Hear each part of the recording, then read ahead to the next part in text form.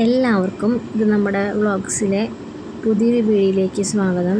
അപ്പോൾ ഇന്ന് ഞാൻ കാണിക്കുന്നത് നമ്മൾ ബാംഗ്ലൂർ പോയി രണ്ടാമത്തെ ദിവസമല്ല, നമ്മൾ ട്രെയിൻ കയറി പിറ്റേന്ന് നേരം വെളുത്തു. രാത്രി സുഖമായിട്ടൊക്കെ ഉറങ്ങി, ഇടയ്ക്ക് എണീറ്റു. കാരണം അടുത്ത ട്രെയിനൊക്കെ പോകുമ്പോൾ എണീക്കാറുണ്ട്. കൈലാസം ഇപ്പോഴും എണീറ്റിട്ടില്ല, നല്ല ഉറക്കമാണ്. രാത്രി ഈ ഇടയ്ക്കിടയ്ക്ക് എണീറ്റിരുന്നു, 1-2 തവണ. എന്തായാലും അങ്ങനത്തെ ഒരു കിടപ്പാകുമ്പോൾ ഇതാവുമല്ലോ. ഇടയ്ക്കൊന്ന് മൊബൈൽ കണ്ടു. അങ്ങനെ നമ്മൾ രാവിലെ ഇപ്പോൾ ഒന്നും കൂടി നേരം വിളിച്ചിട്ട് ഇപ്പോൾ തമിഴ്നാട് കർണാടക ബോർഡറൊക്കെ ആയിട്ടൊക്കെ തോന്നുന്നു സ്ഥലത്തിൻ്റെ പേര്. ഞാനിപ്പോൾ പ്രത്യേകം ആ സമയത്തേക്ക് ഓർക്കുന്നില്ല. നല്ല വ്യൂസൊക്കെ കാണാമായിരുന്നു കേട്ടോ. അപ്പം ഞാനിപ്പോൾ അവിടെ കാണിക്കുന്നത് ഇപ്പം വലിയൊരു 2 പാറക്കല്ലുകൾ കുറേ ഉള്ളൊരു ഏരിയ എത്തിപ്പെടുത്ത വീഡിയോ ആണ്. നല്ല രസമുണ്ടായിരുന്നു. എന്തോ പാറമ ഒരു ഷേപ്പ് പോലെ പാറകൾ ഇരിക്കുന്നത്, 2 കുന്ന് പോലുള്ള പാറമ ഷേപ്പുകൾ പോലുള്ളൊരു കുറേ പാറകളുള്ളൊരു ഭാഗത്ത് അവിടെ ചെറുതായിട്ട് കാണാം. നമുക്കങ്ങനെ അങ്ങനത്തെ സ്ലീപ്പർ കോച്ചിൻ്റെ ഒരു ഇതായാൽ നമുക്കങ്ങനെ എടുക്കച്ചിരി ബുദ്ധിമുട്ടുണ്ടായിരുന്നു. കണ്ടോ, 2 കുന്നിലിടയ്ക്ക് പാറകൾ, വലിയ പാറകൾ നിൽക്കണുണ്ടോ. സൂം ചെയ്താൽ നമുക്ക് അങ്ങനെ അധികം ഇവിടെ ക്ലിയർ ആവുന്നില്ല. കണ്ടോ, ശരിക്കും ഇതൊക്കെ കാണുമ്പോൾ ചിലപ്പോൾ നമുക്കിപ്പോൾ പേടിയും കൂടിയാണ് ഈ പാറകളൊക്കെ കാണുമ്പോൾ. നമ്മുടെ മറ്റേ ദുരന്തമൊക്കെ ഓർക്കും. ഇപ്പോൾ അതാ ഞങ്ങളിപ്പോൾ ഈ ട്രെയിൻ ഇങ്ങനെ എത്തണില്ല. കുറേ ടൈം ഇങ്ങനെ ഒരു സ്റ്റേഷൻ നിർത്തിയിട്ടിരുന്നു. നമുക്കിപ്പോൾ ഇറങ്ങുന്നത് FMVT സ്റ്റേഷനിലാണ്.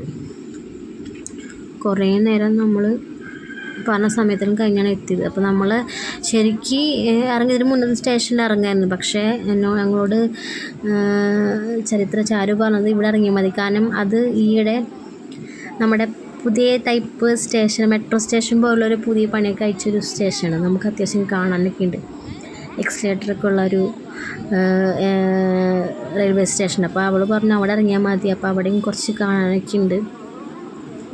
അപ്പോൾ ഞങ്ങൾ 3 പേരും ആണ്. എന്താ കൈലാസം കണ്ട, കൈലാസത്തിൽ ഒരു ബാഗ് കൊടുത്തു ഞാൻ.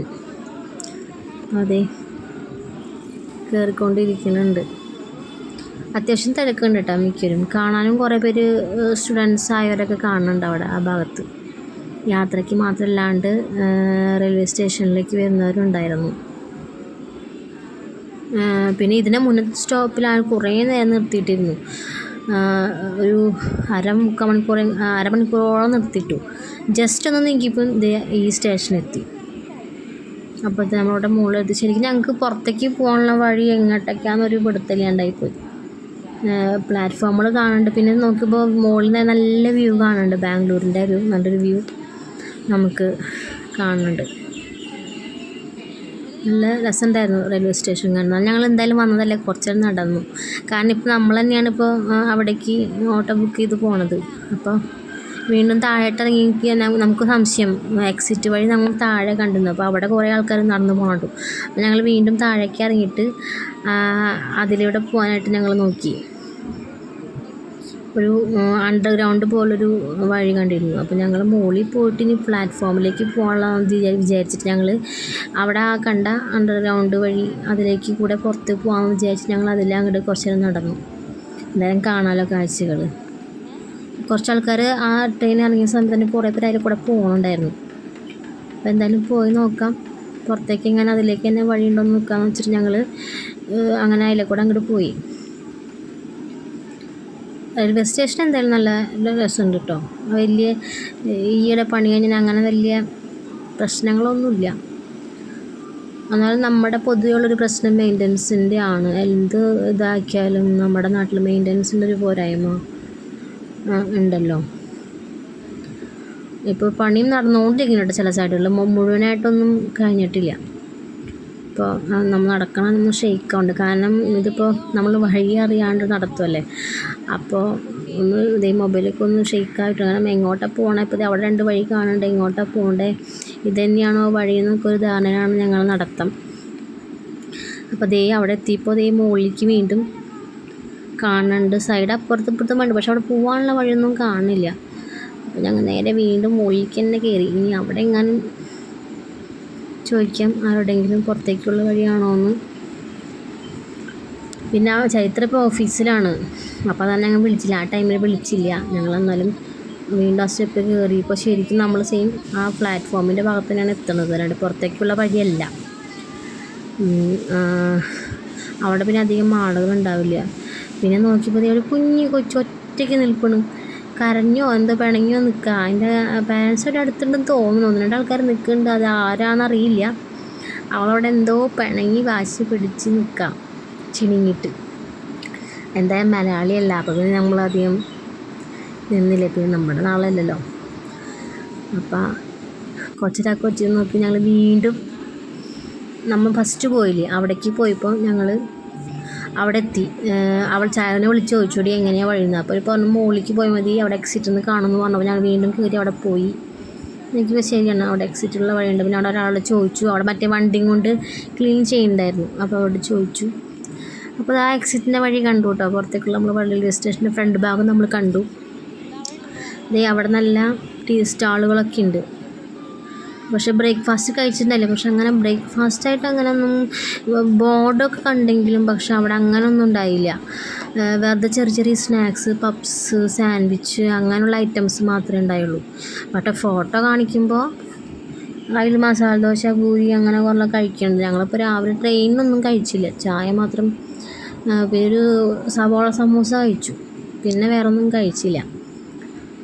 അപ്പോൾ ഞങ്ങളത് താഴേക്ക് ഇറങ്ങി. എന്തായാലും ഇനി വീട്ടിൽ ചെന്നിട്ടാവാം, കാരണം ഇങ്ങനെ നിന്ന് ബാഗും ഉണ്ട് അത്യാവശ്യം വെയിറ്റുള്ളത്.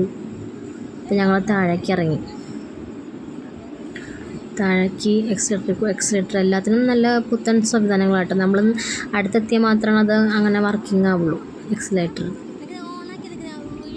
നമ്മളത് നമ്മൾ അടുത്തെത്തുമ്പോൾ മാത്രമാണ് അത് കണ്ട. ഇപ്പോൾ ഇവിടെ അതനങ്ങണില്ലേ, നമ്മളവിടെ എത്തുമ്പോൾ അവിടെ നിന്ന് ആ ലൈറ്റ് കത്തും, അപ്പോൾ അത് വർക്കിംഗ് ആയി തുടങ്ങും.